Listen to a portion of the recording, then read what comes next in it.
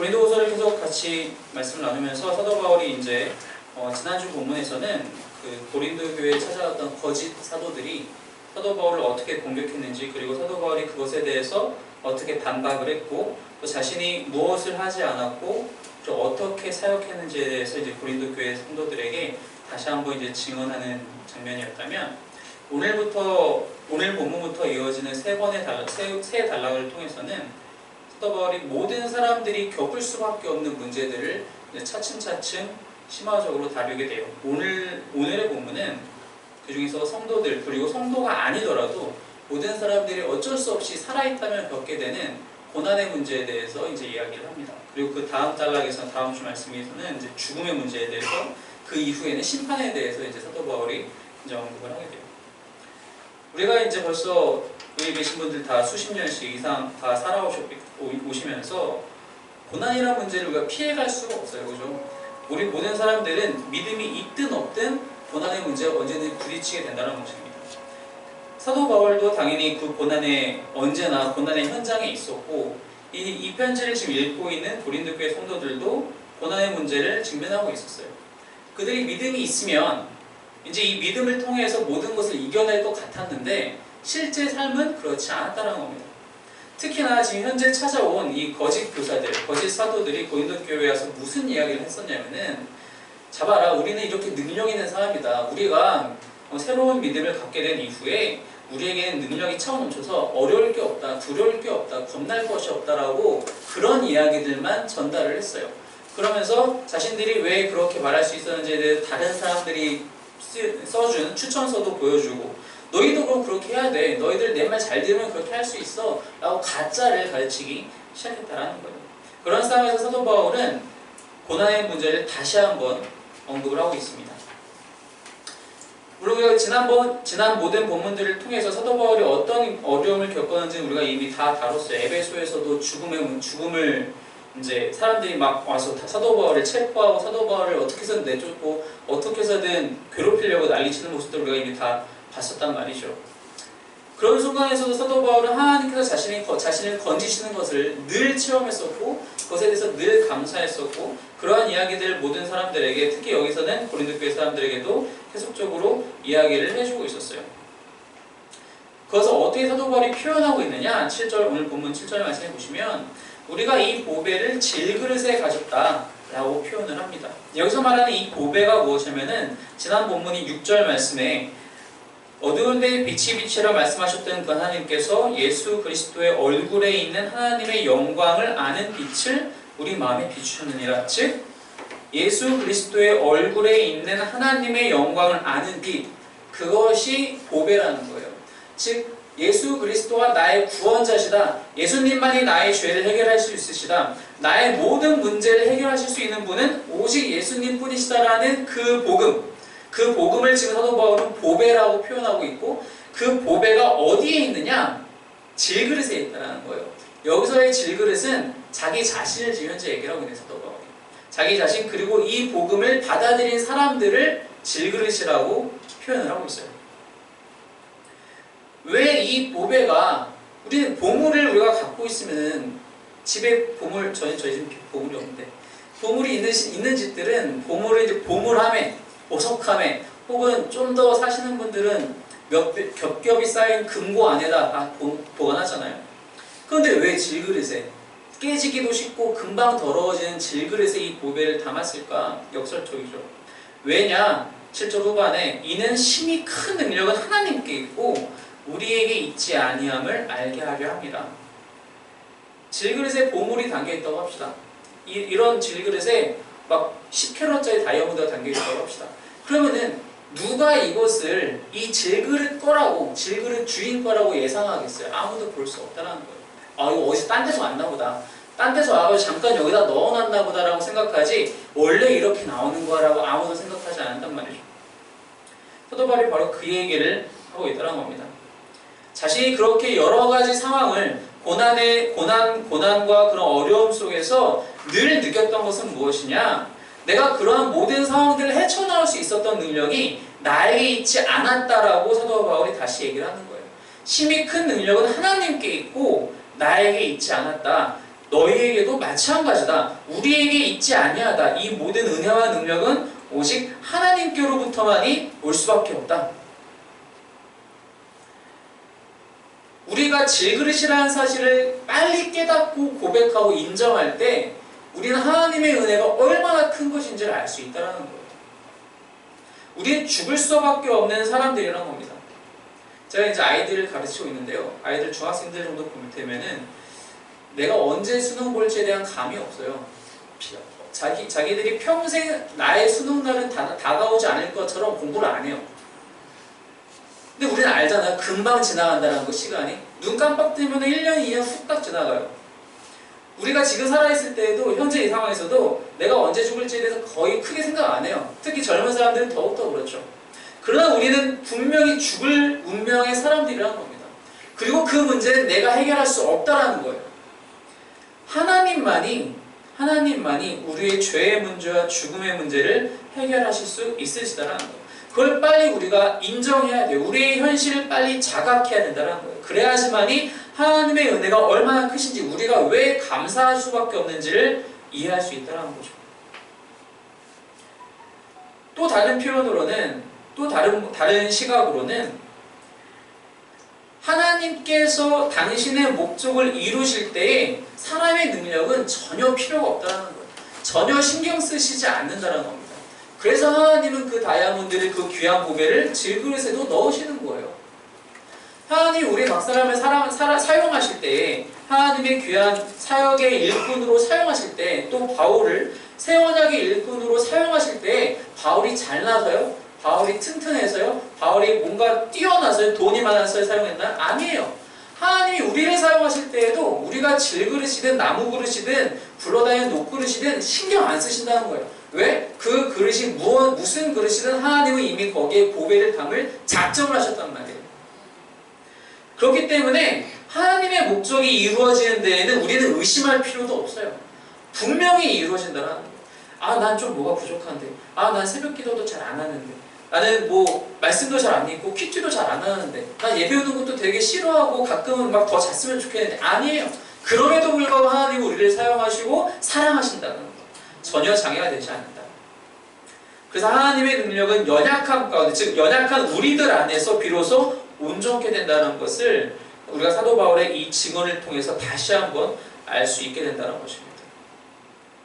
그래서 사도 바울이 계속해서 뭐라고 이야기를 하느냐, 8절 말씀에 8절과 9절에 보니까 우리가 사방으로 우겨쌈을 당하여도 쌓이지 아니하며 답답한 일을 당하여도 낙심하지 아니하며 박해를 받아도 버림받지 아니하며 거꾸로 때림을 당하여도 망하지 아니하고. 사도 바울의 3번에 걸친 선교 여행을 다 우리가 사도행전을 통해서 살펴보면은 환영받은 적이 없잖아요. 거의 없어요. 항상 쫓아다니는 유대인 자객들이 있었고, 그렇다고 그리스인 이방인이라고 사도 바울 환영했나? 그렇지 않았어요. 우리들 장사 못하게 한다라고 막 내쫓고, 쟤 때문에 우리 장사 망했어. 귀신 들린 그 여인한테서 귀신을 내쫓으니까 그 여인의 주인들이 우리 집 점집 못 차리겠다고, 점 못 치게 했다고 또 내쫓고 때리고. 8절과 9절에 나와 있는 이러한 어려움들을 사도 바울은 늘 당했어요. 사도 바울이 뭐라고 표현하느냐? 그런 고난이 자기에게 없었다고 얘기하지 않아요. 고난이 있었다. 나는 우겨쌈도 당했고, 답답한 일도 당했고, 박해도 받았고, 버림받아도 되었는데, 거꾸리 뛴 바도 되었는데, 그런데 우겨쌈을 당했지만 쌓이지 않았다고 얘기해요. 답답한 일을 당했지만 낙심하지 않았다고 얘기를 합니다. 박해를 받아도 버림받지 않았고, 거꾸로 뛸을 당해도 망하지 않았다 라고 얘기를 해요. 이 거짓 교사들은, 고린도 교회에 찾아왔던 거짓 교사들은 그럴 수 없다라고 얘기를 해요. 항상 승리밖에 없다. 언제나 이길 것이다. 언제나 건강하고, 언제나 돈 잘 보고, 언제나 승진하고, 언제나 큰 집으로 이사할 수 있고, 언제나 큰 차를 탈 수 있고, 언제나 더 큰 권력을 얻을 수 있다 라고 얘기를 했단 말이에요. 그런 얘기를 듣게 되면 정말 그럴 것 같은, 왠지 더 그렇게 살 것 같은, 내가 예수님을 잘 믿으면 내 통장 잔고에 뒤에 0이 더 많이 더 붙을 것 같은 그런 왠지 모를 소망이 생겨요.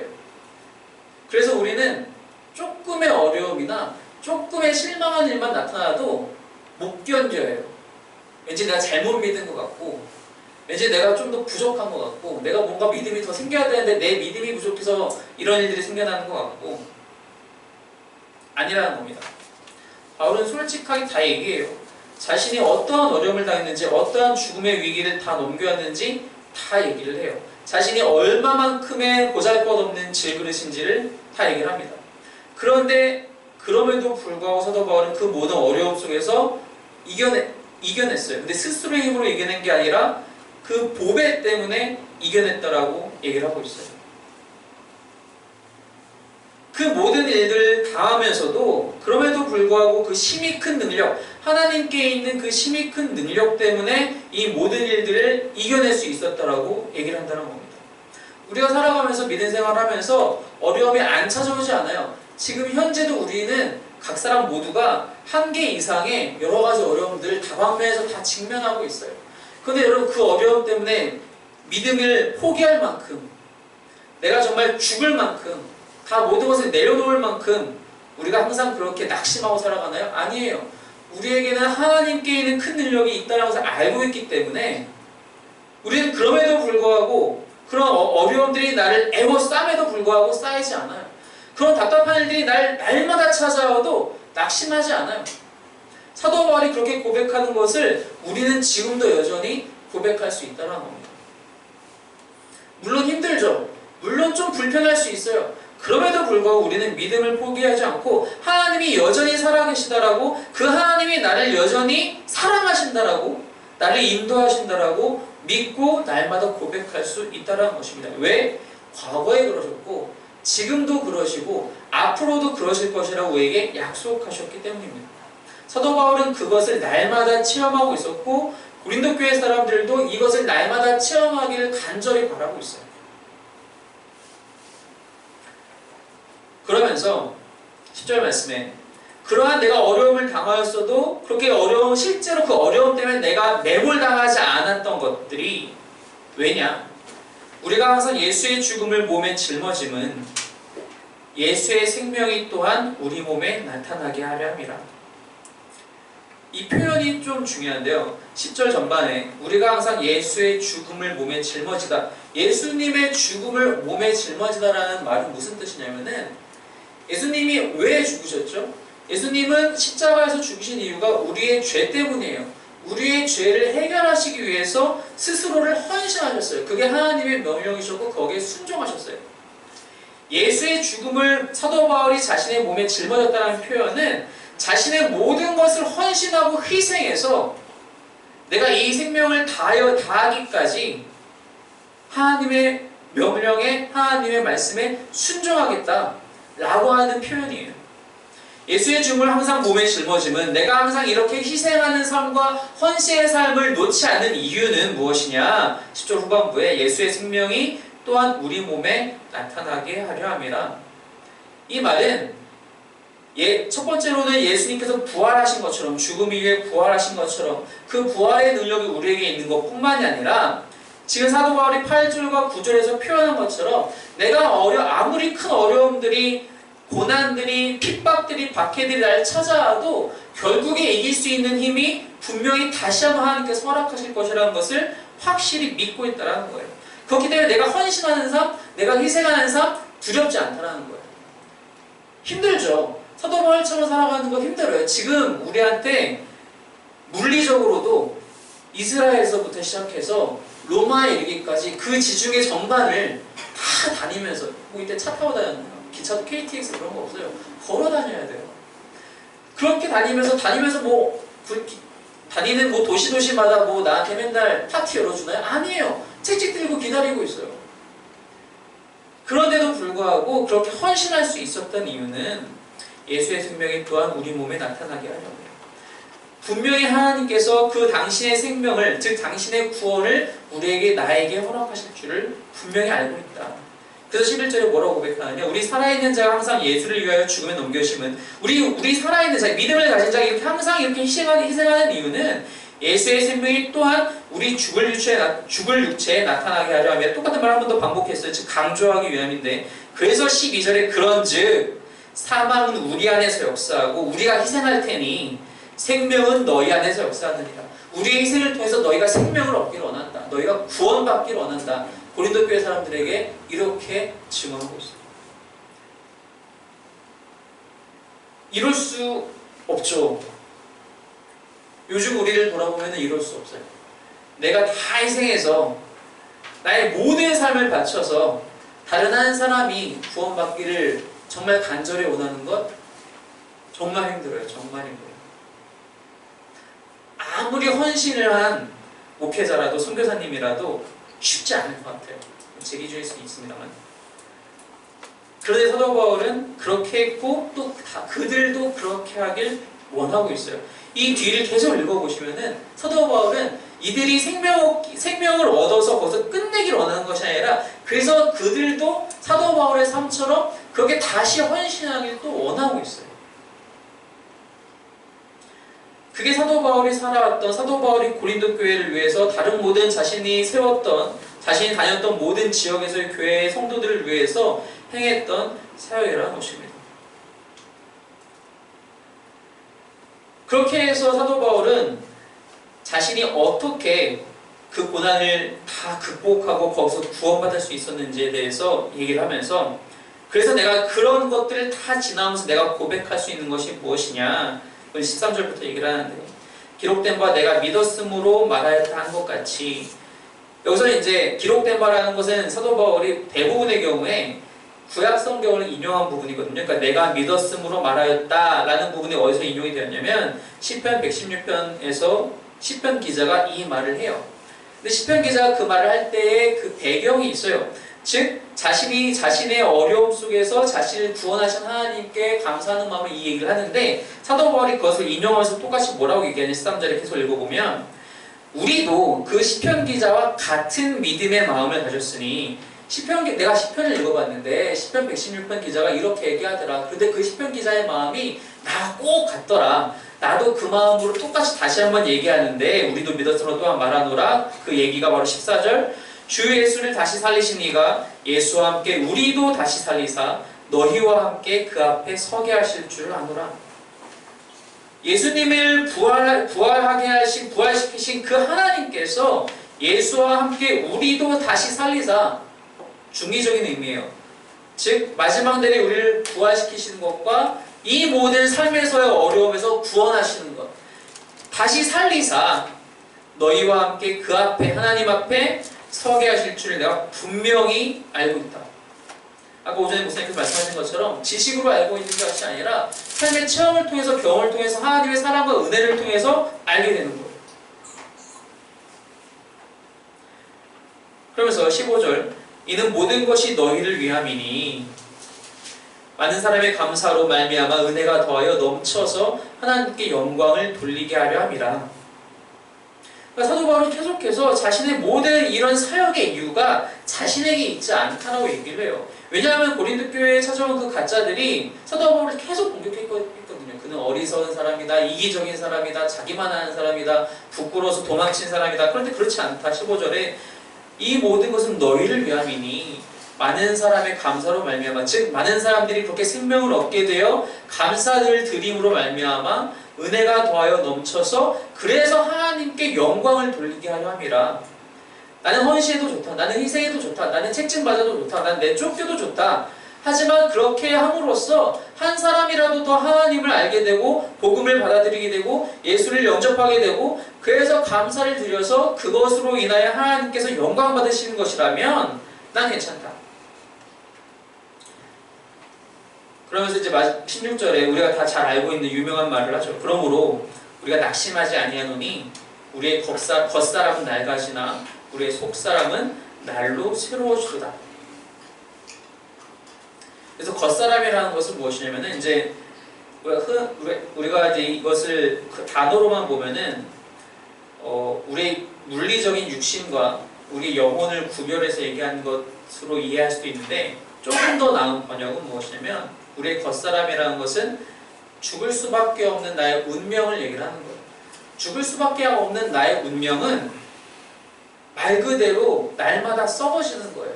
죄를 향해 달려가는 거예요. 하나님과 점점점 멀어지는 거예요. 그러나 우리의 속사람은, 이 속사람은 누구냐? 예수 그리스도를 믿음으로 말미암아 내세에 속한 사람. 제가 지난주에 말씀드렸다시피 내세는 나의 죽음 이후의 시간을 얘기하는 것이 아니라 그리스도께서, 하나님께서 통치하시는 세상, 세대 그 시기를 얘기하는 거예요. 즉 그리스도의 통치에, 하나님의 통치에 들어간 사람. 그래서 하나님께서 새로운 시대를 살 수 있게끔 점점점 변화시켜 가시는 그런 사람. 우리 안에서 새 사람을 창조하시는. 우리가 이제 사도 바울이 5장에서 이제 또 고백을 할 텐데, 새로운 피조물. 바로 그것을 속사람이라고 사도 바울이 표현을 하고 있어요. 우리의 속사람은 날로 새로워지도다. 날이 갈수록 우리는 점점 하나님의 능력으로, 하나님의 은혜로 말미암아 점점점 새로워지게 된다는 거예요. 겉사람은 날마다 후패하지만, 날마다 썩어지지만 우리의 속사람은 날마다 새로워지고 날마다 새 생명으로 넘쳐나게 된다는 것입니다. 왜? 하나님께서 그렇게 우리를 계속해서 변화시켜 주신다는 거예요. 그리고 그것은 내 눈에 보이지는 않아요. 17절 18절에 보니까 우리가 잠시 만난 환난에 경한 것이 즉기 크고 영원한 영광에 중한 것을 우리에게 이루게 하는 삼이니 우리가 주목하는 것은 보이는 것이 아니요 보이지 않는 것이니 보이는 것은 잠깐이요 보이지 않는 것은 영원합니다. 우리의 속사람이 새로워지는 것은 보이지 않아요. 우리가 신앙생활을 1년 하고 2년 하고 3년 한다고 해서 내가 거울을 봤을 때 뭔가 달라지냐? 우리가 표정이 좀 달라질 수 있을 거야. 아마 그렇게 오랜 시간이 지나가면. 근데 실제로 내가 정말로 내 영이 새로워지는지, 내가 정말 하나님의 말씀을 점점점 잘 순종하게 되고 예수 그리스도의 삶을 정말 닮아가는지는 실제로는 보이지 않아요. 그 보이는 것을 사도 바울은 쫓아가지 않고 우리가 바라야 할 것은 보이지 않는 것이라고. 그럼 우리가 그걸 어떻게 알 수 있느냐? 오직 믿음과 소망으로만 알 수 있다는 거예요. 하나님께서 분명히 우리를 새롭게 변화시키실 것이라는 믿음, 그렇게 변화시켜 주셨을 때 우리가 참된 그리스도인으로, 성도로서 살아갈 수 있다는 그 삶을 살고자 하는 소망, 그것으로 우리가 깨닫게 된다는 것입니다. 그래서 눈에 보이는 고난들은 나에게 크게 다가오지만 사도 바울은 그것을 뭐라고 표현하냐? 17절에 경하다, 사실은 가벼운 것이다 라고 표현을 해요. 나에게 찾아오는 모든 어려움들은 보이기 때문에 엄청 크게 보이고 엄청 무겁게 보이지만 아니다, 사실 눈에 보이는 것은 오히려 가벼운 것이다. 오히려 더 무거운 것은 무엇이냐? 크고 영원한 영광이다. 하나님께서 우리에게 허락하시는, 또 하나님께 있는 놀라운 능력과 그 영광이 더욱더 무거운 것이다. 보이지 않기 때문에. 결국 사도 바울은 이 환난에 대해서 부정적으로 생각하지 않아요. 만약에 사도 바울이 자신에게 찾아온 고난과 환난을 부정적으로 생각했다면 애초에 고린도 교회 사람들한테 아예 언급도 하지 않았을 거예요. 왜냐하면 그거 부끄러우니까.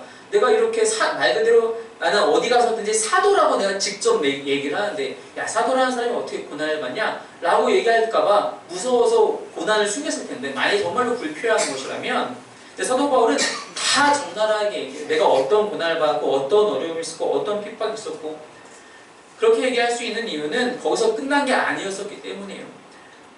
고난과 환난 그 자체는 선하지 않아요. 그러나 그 고난과 환난을 통해서 우리는 보이지 않는 것을 볼 수 있게 된다는 거예요. 그게 바로 하나님의 능력이고 하나님의 은혜고 하나님의 영광이라는 거예요. 그리고 그 영광과 능력과 은혜로 말미암아 새롭게 될, 날마다 새로워지는 속사람이라는 거예요.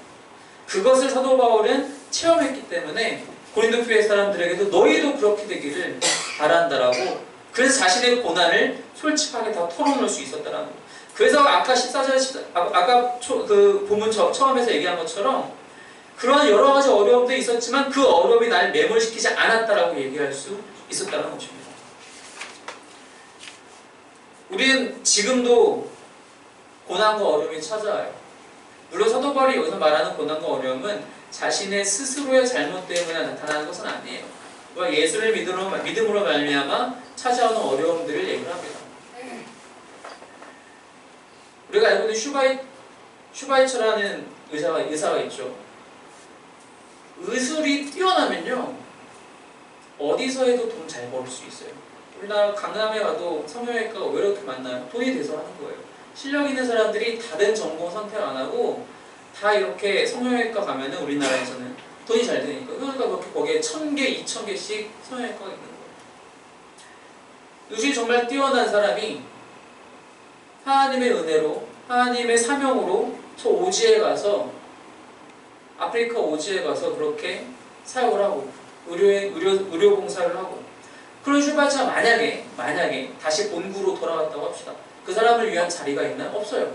아무도 알아주지 않아요. 사람들은 다 똑같아서 자기와 친한 사람, 자기의 뭔가 득이 되는 사람은 다 도와주려고 하고 키워주려고 하죠. 근데 그런 사람이 찾아왔다고 합시다. 아니에요. 전혀 그렇지 않아요.